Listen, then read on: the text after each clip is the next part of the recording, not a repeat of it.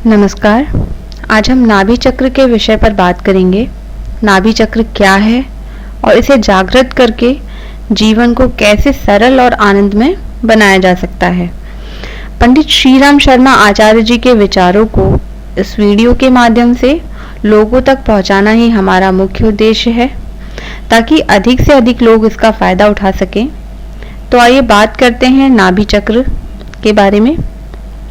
अध्यात्म में नाभि को उतना ही महत्व दिया गया है जितना वैज्ञानिक परमाणु में न्यूक्लियस को देते आए हैं, या फिर सौरमंडल में जो महत्व सूर्य का माना जाता है।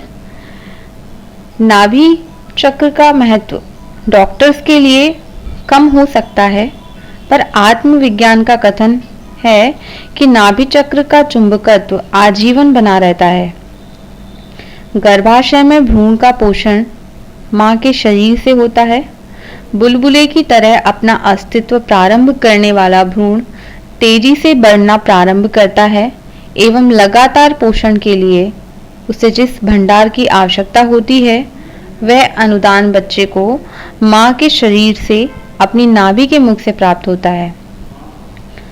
जिस तरह सूक्ष्म शरीर का केंद्र आज्ञा चक्र माना गया है, उसी तरह स्थूल शरीर का न्यूक्लियस नाभि है। इस केंद्र का सशक्त होना स्वस्थ शरीर का चिन्ह है।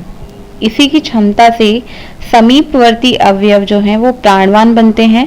नाभि केंद्र के क्रिस्टल में आदान प्रदान करने की उभय पक्षीय क्षमता विद्यमान है।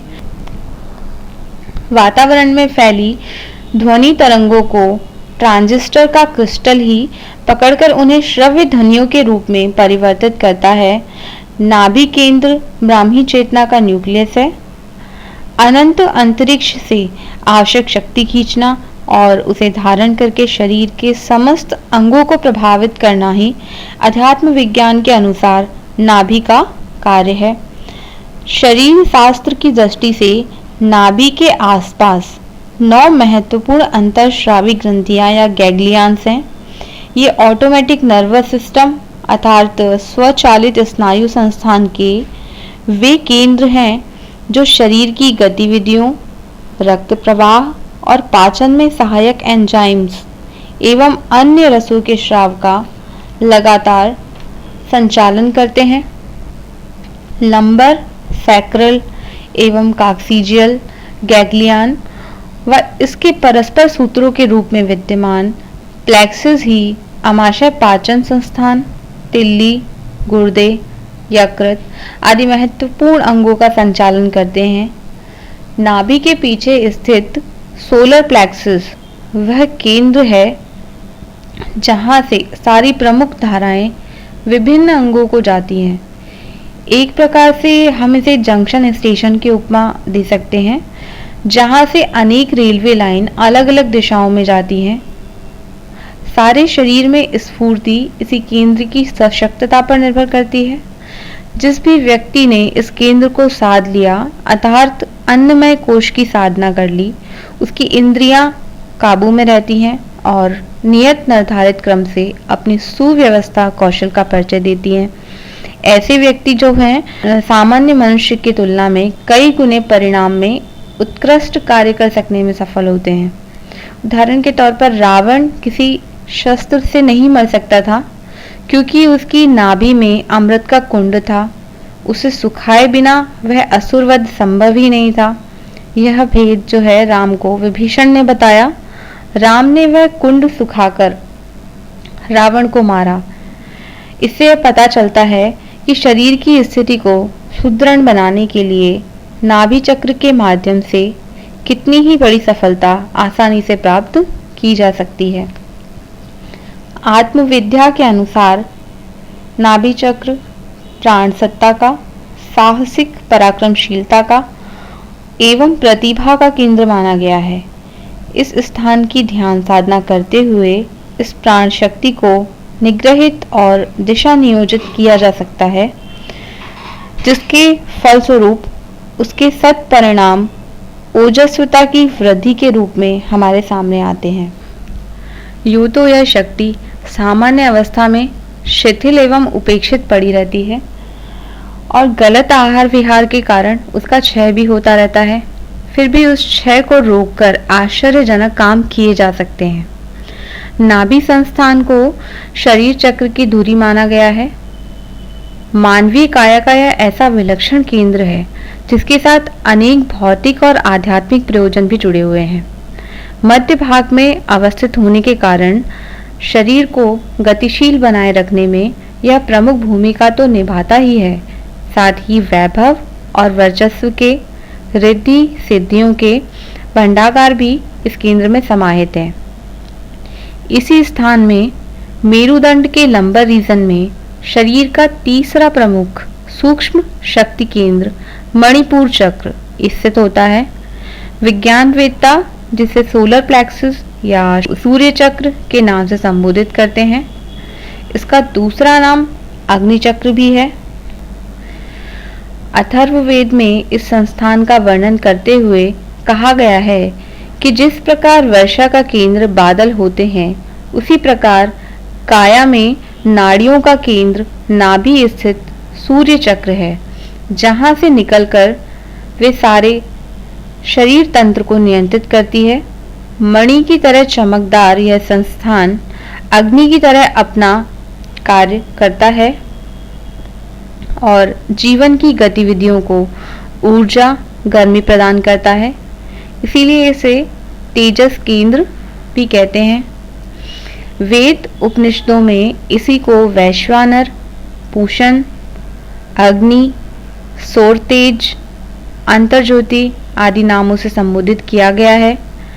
यह केंद्र सभी प्रकार की अग्नियों का अधिष्ठाता है। इसके जागरण से शरीर की तीनों अग्नियां प्रदीप्त होती हैं और प्राण चेतना को ऊर्ध्वगामी बनाने में सहायक बनती हैं।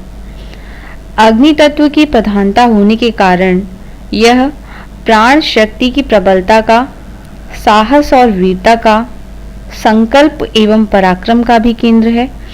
इसका संबंध नींद से, भूख प्यास लगने से है।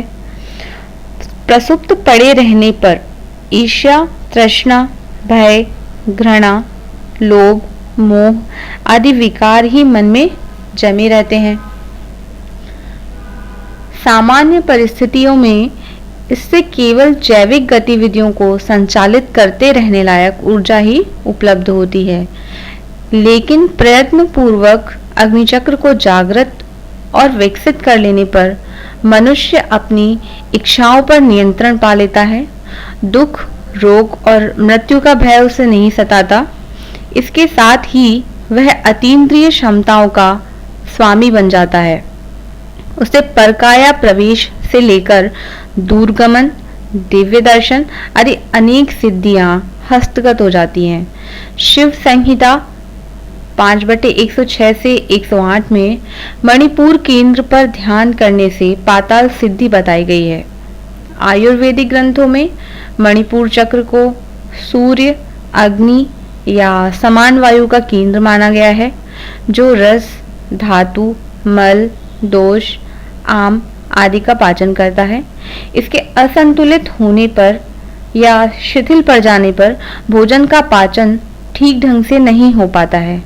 इसके विपरीत यह धातु और मल का अवशोषण करने लगता है और अंत में प्राण ऊर्जा को भी अवशोषित करके व्यक्ति को मृत्यु के मुख में धकेल देता है।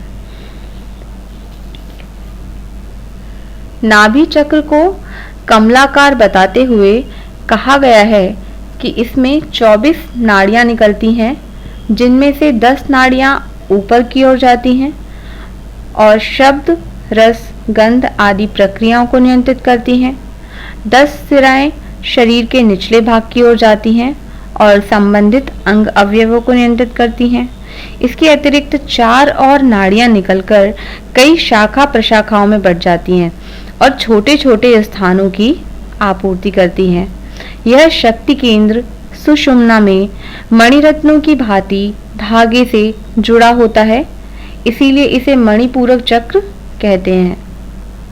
Just how to wake the solar plexus नामक अपनी खोजपूर्ण कृति में सुप्रसिद्ध वैज्ञानिक एलिजाबेथ टोन ने सूर्य चक्र और उसमें सन्निहित शक्तियों का विस्तार पूर्वक वर्णन भी किया है।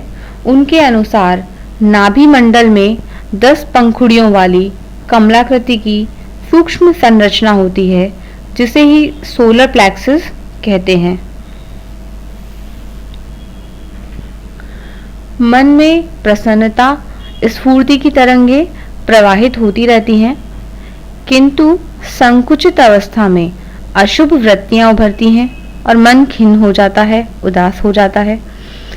सामान्य रूप से इस शक्ति केंद्र में और सौर शक्ति का नैसर्गिक प्रवाह सतत होता रहता है। जब कभी मनुष्य अपने स्वयं के चिंतन, आचरण या क्रिया व्यवहारों के द्वारा उस प्रवाह में बाधा उत्पन्न कर लेता है, तो जीवन तत्व प्राण ऊर्जा की कमी के कारण बहुत सारी आदि व्याधियों से ग्रस्त हो जाता है। लगातार संकुचित रहने के कारण संबद्ध नाड़ी समूह कमजोर पड़ जाते हैं और अत्यधिक सिकुड़ जाने के कारण उनमें प्राण तत्व का प्रवाह रुक जाता है।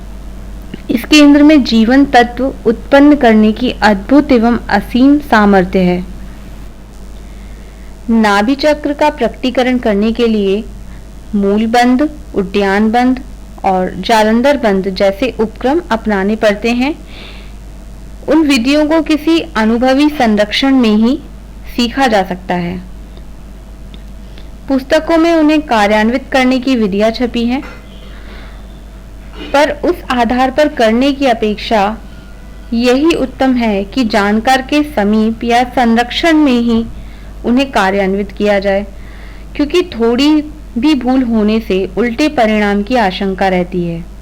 नाभि क्षेत्र को सजग समर्थ बनाए रखने के लिए कई उपयोगी अभ्यास हैं। उनमें सबसे सरल यह है कि चित लेटकर पेट को यथासंभव अधिक से अधिक फुलाया और कुछ रुक रुक कर सिकोड़ा जाए। उससे उस क्षेत्र का आकुंचन प्रकुंचन होने से निष्क्रियता दूर होती है और रक्त संचार में गतिशीलता आती है। साथ ही उस क्षेत्र से संबंधित छोटे बड़े अवयवों पर उपयोगी प्रभाव पड़ता है। तो आज हमने बात की नाभि चक्र क्या है और उसके आश्चर्यजनक प्रभावों के बारे में। आने वाले वीडियो में हम बात करेंगे नाभि चक्र को कैसे जागृत किया जाए। अगर आपको हमारा यह वीडियो पसंद आया हो तो हमारे चैनल को सब्सक्राइब जरूर करें। बेल आइकन का बटन दबाना ना भूलें, जिससे आने वाले वीडियो की नोटिफिकेशन आप तक पहुंच सके। वीडियो को लाइक और शेयर करें। धन्यवाद।